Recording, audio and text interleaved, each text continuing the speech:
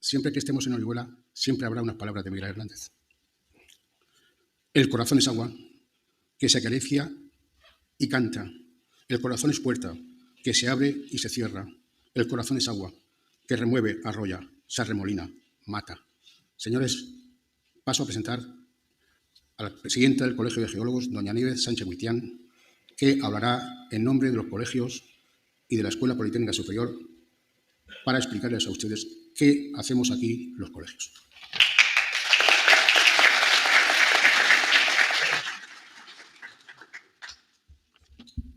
Buenos días, gracias. Es para mí un gran honor poder estar en este panel inaugural de este primer Congreso Internacional de Balsas y Vertederos.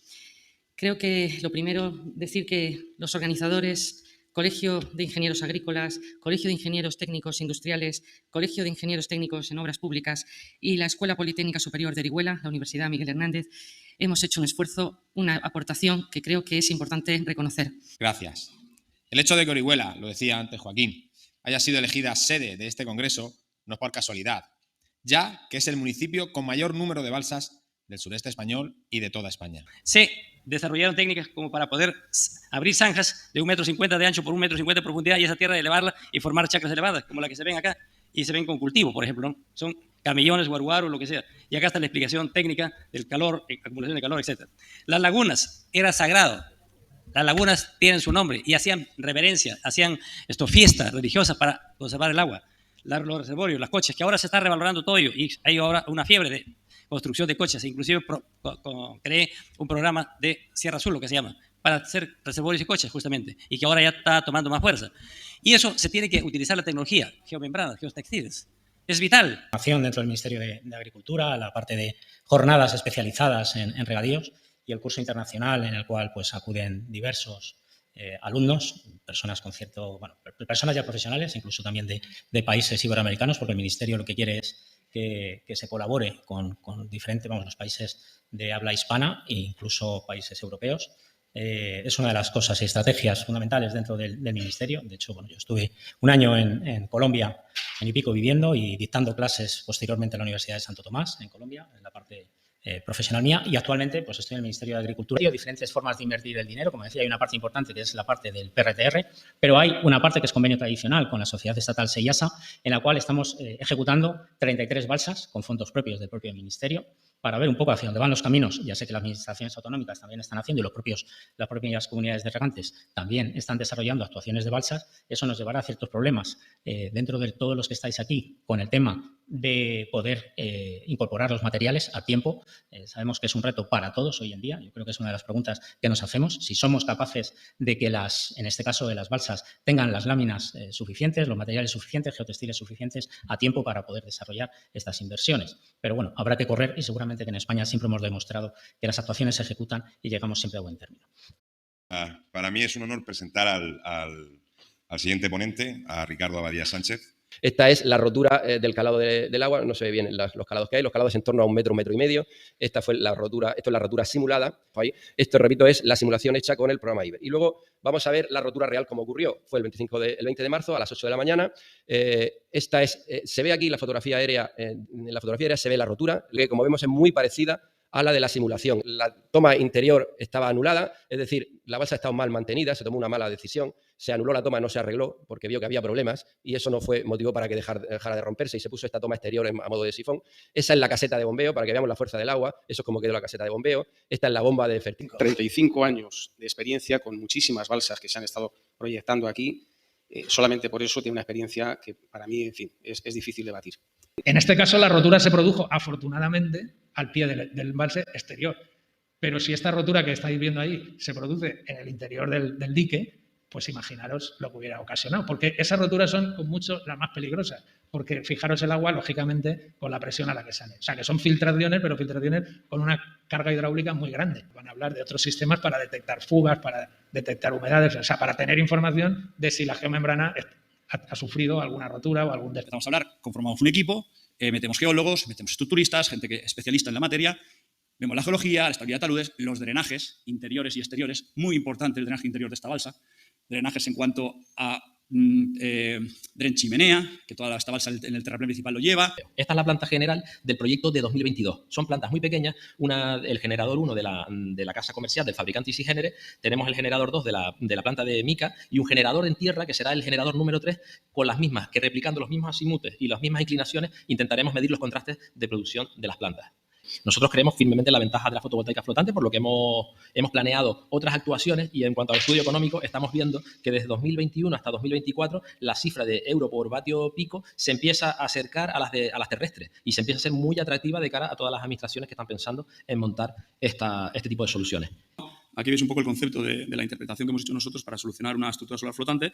Hemos diseñado algo que llamamos trimarán, como adelantaba Moisés. Un trimarán nuestro, este es el concepto, el trimarán actual, es un elemento que tiene, a través de 6 flotadores, tiene 3 ejes de flotación sobre los cuales va a descansar una estructura metálica que vamos a fabricar a medida de las cargas y los condicionantes de un emplazamiento concreto, ¿vale? Y en esta balsa ya hemos recogido lo que nos esperábamos, vientos fuertes, vientos de más de 100 kilómetros en el último año en varias ocasiones. Nuestra compañía ya ha hecho más de 70 proyectos en 4 continentes en diferentes tipos de cuerpos de agua. Sí. Este proyecto de 5 megavatios ya está operativo. EDP ha pasado a una siguiente fase con un proyecto de 100 megavatios y el proyecto ganó el año pasado el premio al proyecto más innovador para la Unión Europea en temas de energía. Bueno, voy a hablar de un tema para mí muy, muy importante y para mí uno de los ejes de este congreso, que es la independencia energética, como habéis visto en nuestras ponencias anteriores, y la independencia hídrica. Es decir, que llegue un momento en que no se pierda agua. El agua potable es tesoro, sobre todo en estas zonas. Entonces, nos va a comentar una propuesta que ya tiene bastante experiencia en ella. ¿Cuántos años lleváis en cubiertas flotantes? Creo que llevan 12 años. 12 años haciendo cubiertas flotantes, que para muchos es una novedad, y sin embargo hay una experiencia porque es un tema, como veréis, innovador en muchas cosas y muy necesario en esta zona sobre todo. Pues obtenemos un ahorro anual de 56.000 euros con una inversión para una balsa tipo que puede estar en torno a los 230.000 euros, o tenemos un periodo de retorno de 4 euros de la inversión de la cubierta flotante. En instalaciones hemos tenido distintas versiones, como hemos ido evolucionando continuamente en la ejecución de estos sistemas de cubrición, desde el tipo de lastre, el tipo de flotador, la ejecución de las soldaduras fundamental. Es una balsa de medio octómetro, que la ponía también al principio de la presentación. Tiene 45.000 metros cuadrados de cubierta flotante y hasta donde nosotros tenemos, esta es la cubierta flotante más grande de España ejecutada en polietileno. Entonces lo que planteo son sistemas económicos, porque una comunidad regante muchas veces no tiene el coste importante como la que hemos planteado antes. Entonces, bueno, pues ahí veis algunos números y el coste que puede tener, que puede ser casi 10 veces menos de lo que es el coste de flotación normal. Con esto hemos llegado hasta 200 kilómetros por hora de viento. Ya teniendo estas dos cosas que estamos hablando, cubierta flotante y flexible, fijaros la combinación, qué bonita. Posible que el año que viene sí que podamos tener, digamos, una prueba piloto para que la podáis ver. Iniciativa en organizar este congreso, que la verdad yo creo que es muy importante todos compartir ideas y también tener un poco una foto actualizada de lo que hay en el mercado al día de hoy, tanto tecnológicamente como a nivel comercial, ¿no? Y de soluciones y productos que se puedan impulsar un poco el despliegue del autoconsumo y de la fotovoltaica, en este caso en embalses, ¿no? Sí, pero ya también vemos países de Sudamérica también como Chile, y países grandes como Brasil y México que están apostando un montón por este tipo de soluciones y bueno, va bastante bien. Bueno, Enrique lo quería traer porque Enrique es una persona que lucha contra corriente, como me decía. Y de alguna forma, pues igual que hemos traído a grandes empresas, tipo Iberdrola, pues el tema de las comunidades energéticas es un tema especialmente interesante, entiendo yo, para el mundo de las comunidades regantes, y para otras cosas también, pero bueno, como estamos en este ámbito, creo que es interesante que nos plantee otra forma de cómo gestionar la parte del autoconsumo. Se trata de que el autoconsumo realmente sea autonegocio. Y eso significa que el que hasta ahora solamente es un ente pasivo que recibía un servicio y pagaba por él, puede convertirse en un agente activo que genere esa propia energía para sus consumos. Evidentemente, cuando hablamos de este tipo de cosas, son cosas numéricamente muy inferiores, tanto en potencia como en capacidad económica, pero muy superiores en cuanto a capacidad social. Pero cuando ya tenemos una comunidad de regantes, cuando esa comunidad de regantes tiene una instalación fotovoltaica y cuando esa instalación fotovoltaica está tirando una buena parte de su capacidad de producción, ¿qué hacemos con ella? Pues a mí se me ocurre que una comunidad de regantes que está implantada en un pueblo, lo que puede hacer con ella es buscar una hibridación de sus necesidades con las necesidades de sus vecinos. Lo que se ha querido es hacer una guía de qué es lo que tienen que hacer, digamos, las comunidades de regantes, los usuarios, antes de, o sea, en el momento en que ven que la vida útil de una balsa puede estar llegando a su fin, saber cuál es ese momento. Porque hasta ahora veíamos, decíamos, han pasado 20 años, 30 años, pero llega un momento en que no sabes si realmente esa balsa tiene problemas o no. Entonces, esta guía va en esa línea. Actualmente existen 3 en vigor, que son la 104-423 y la 104-427, que nos indican los criterios de puesta en obra a seguir en los sistemas de impermeabilización de embalses para riego o reservas de agua, en primer lugar utilizando geomembranas de policloruro de vinilo plastificado y, en el caso de la 427, con láminas de polietileno. En el caso de los vertederos tenemos la norma 104-425. Y está destacado en color rojo porque es la parte más innovadora de la guía. En este capítulo se describen las características más significativas de cada una de las geomembranas que indican su estado de degradación y los valores límites que nos van a decir cuándo llega al final de su vida útil. Bueno, en primer lugar, Ernesto, darte las gracias por la invitación a este congreso y animarte a que el año que viene pues, celebremos el segundo Congreso Internacional de Balsas y Vertederos, que es lo importante. ¿Por qué? Por motivos de formación y de especialización de este sector que en temas de seguridad de balsas al menos es importante. Como veis, las exentas, hemos ampliado el grupo de las que quedan exentas en una primera fase.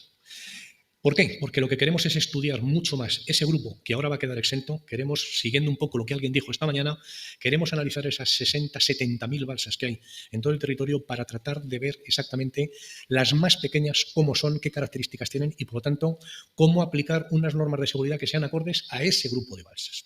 Así que con esto, digamos, con esta panorámica general, para que sepáis dónde estamos, las cerramos precisamente ayer por la mañana, o sea, están en este momento en el departamento jurídico y posiblemente las volvamos a poner en información pública para que, digamos, para que volváis a echar un vistazo y veáis el sector si son de vuestro agrado. Y en el que dice que empresas, el 60% de las presas recogidas y que forman parte de esta estadística están impermeabilizadas con geomembranas de PVC. Y yo creo que uno de los razonamientos que toca hacer es, ostras, en el mundo de las presas las decisiones no se toman a la ligera. Debe haber algunas características que hacen que este material tenga sentido que exista, ¿no? Pues intento resumirlas porque el tiempo es el que es y me meto ya directamente en el tema. La principal característica de las láminas de PVC es la flexibilidad.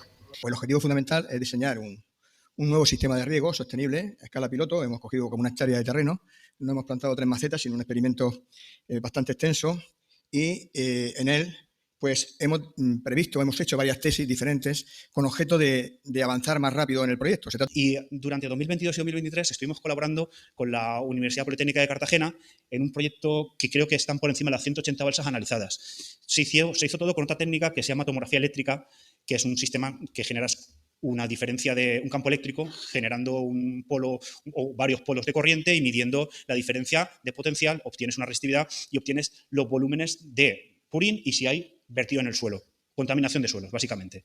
De manera que si evitamos la colocación de un geotextil por aquello de abaratar o colocamos un geotextil de una calidad inferior a la que debería de tener por el tema de abaratar, podemos estar haciendo frente a una sustitución de geomembrana o de una impermeabilización en un vertedero, en una balsa, prematura. De manera que eso, a la larga, pues nos generará mayores costes. Cuando ni tenemos ninguno de estos dos suelos, no podrá utilizarse bajo ningún concepto. Aquí hemos hablado ya de economía circular, aquí hemos hablado de sostenibilidad. Pues chicos, pues yo si no tengo un suelo adecuado para hacer mi balsa, pues tendré que utilizar técnicas de estabilización. Yo estabilizo mi material. ¿Qué problemas tengo si no cumplo esas especificaciones? Pues tengo problemas de deformación, de dispersabilidad, de alterabilidad, de brutidad, solubilidad, expansividad. Todo esto se arregla estabilizando el suelo. Y estabilizando los suelos tenemos una mejor calidad del suelo. ¿Qué es bueno? O sea, Concrete Canvas es bueno para las 3 partes implicadas en la obra, para el cliente porque tiene un gran retorno de inversión, tiene una reducción muy grande del riesgo de responsabilidad, es una cosa fácil de instalar, no conlleva riesgos. Rápido restablecimiento de las operaciones, como os digo, es algo que el mismo día ya lo puedes usar y sin dependencia de contratistas especializados. No se necesita instaladores que sepan hacerlo. Intermas, junto con Concrete Canvas, asesoramos a los instaladores. Desde el primer día vamos a la obra si hace falta, etcétera, tanto en el diseño como en la instalación. Luego, a nivel de consultor, pues es muy fácil especificar, porque no hay muchos en el mercado.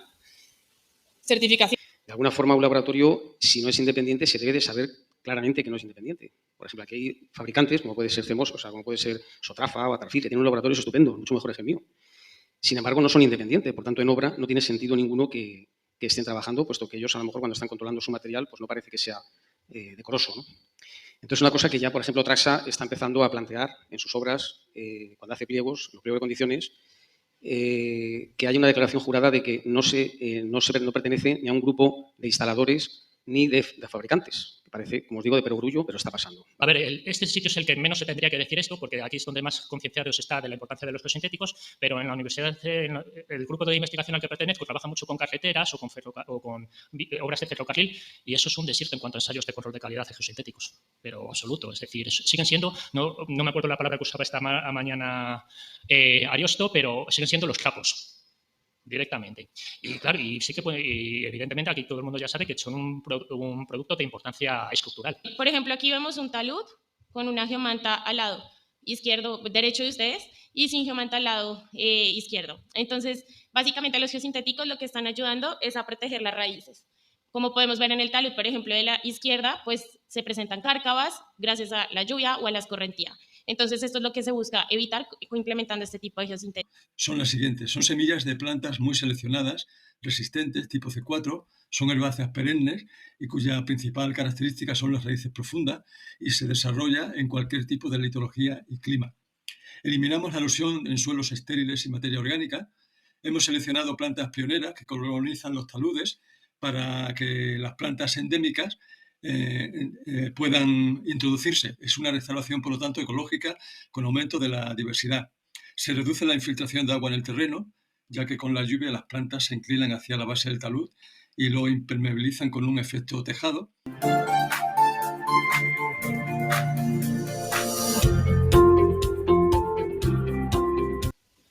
Se trata de un congreso que es el primero de muchos y que tiene algo muy especial, ¿no? Primero porque lo han organizado 4 colegios profesionales. A Ingenieros Agrícolas, pues por esta iniciativa fantástica que nos abre muchas luces de cómo tenemos que proyectar, de cómo tenemos que hacer en el futuro, ¿no? con estas balsas. El cambio ha sido espectacular. En este caso también, lo que hablábamos antes, las pendientes o los taludes que tienen una cierta altura, se utilizaron geomallas. Este es un ejemplo, como comentaba, de lo que son los mapas de vulnerabilidad. Es decir, hay zonas rojas, zonas verdes. Las zonas rojas, según indica este plano, pues no debemos ni siquiera pensar en llevar a cabo ninguna actividad. Buenos días, me llamo Fernando Villaflora Pardo, soy ingeniero industrial y trabajo en la oficina técnica de la Agencia de Medio Ambiente y Agua de la Junta de Andalucía. Antes de nada, quisiera agradecer a Ariosto la oportunidad que nos ha brindado. Perita, que se almacenaba en un embalse, como que pueden ver allí en la parte norte, y también contaba con una balsa de estériles, que venía a ser también otras aguas, y son las que realmente depuran. El agua no permanece almacenada, percola y sale automáticamente por el sistema de drenaje. Hemos visto, en el caso de los geosintéticos, que hay una metodología adecuada para ella, que es el ensayo de corte directo geosintéticos, y que nos da valores fiables de la resistencia, aparte de que es un 80% en las geomembranas lisas. Pero insisto en la gran diferencia de resistencia que tienen la geomembrana lisa con respecto a la rugosa. Un acierto el hacer un congreso internacional que trate del tema de balsas en un momento, y de vertederos, en un momento en que la importancia de las balsas en España se acrecienta. La necesidad de unas normas técnicas de seguridad de balsas que de manera acertada, y con lo cual tuvimos mucho que ver desde ATEBA, que era la Asociación Técnica Española de Balsas y Pequeñas Presas, se han independizado de las normas técnicas de seguridad de presas, que en principio estaba previsto que salieran conjuntamente. Por ejemplo, el dato que habíamos visto que se había tomado en estabilidad de taludes en ese vertedero era un dato que sacaron de Alemania. Y los residuos en Alemania no tienen nada que ver con los residuos que tenían los canarios. Entonces, por eso digo que eso de ir a las tablas tiene esas cosas, ¿no? De arcilla, una capa de arcilla de 1 metro de espesor, pues para cubrir una hectárea. La arcilla compactada, pues necesitamos aproximadamente 400 camiones, y sin embargo con el GBRC, pues con 3 camiones. Para el tema de los geocompuestos de bentonita, de las barreras geosintéticas de arcilla, es imprescindible que la bentonita sea sódica, ¿vale? Porque es la bentonita, como os explicaba, que tiene un doble hinchamiento. Una de las principales ventajas del uso de este multicompuesto es la velocidad de ejecución. O sea, un agua mala, por llamarlo de alguna manera, y esa agua necesitamos, a mayor entrada de agua o mayor consumo, más oxigenación hay que darle, porque entendemos que nuestro recinto es como el filtro para darle unos parámetros adecuados, ¿no? De depuradora, que están, por ejemplo, esta que estáis viendo, funciona con placas solares. Pero si nos vamos a ver los costes de la agua regenerada o depurada, vemos que se reducen entre los 5 y los 15 céntimos, lo cual lo hace mucho más competitivo. Un montón de tubos, donde está el calandrado, ¿no? Y ahí hay una especie de como si fuera un etnólogo, que es el que va cambiando, digamos, lo que entra y lo que no. Es un proceso, espero que el año que viene nos hagáis un vídeo y demás, porque vale la pena. Sí, por supuesto, bueno, no habría ningún problema y también estáis todos invitados a conocer la fabricación. Sin problema, pero no es lo que buscamos. Lo que buscamos es que esté cubierta la balsa en su totalidad siempre, con cualquier racha de viento, aunque haya lluvia, granizo y demás. En este estudio se determinó que reduce hasta el 85% de emisiones de amoníaco.